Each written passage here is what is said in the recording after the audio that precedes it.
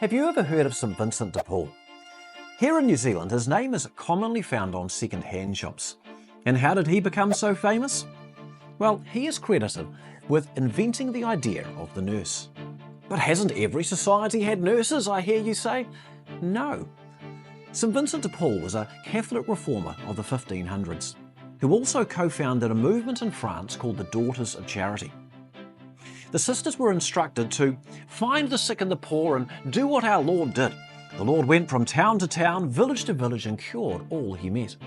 So where medical care for the poor had largely been limited to the monasteries, like hospitals prior to this, from this time onwards, those commissioned into St Vincent's new movement began to go itinerant.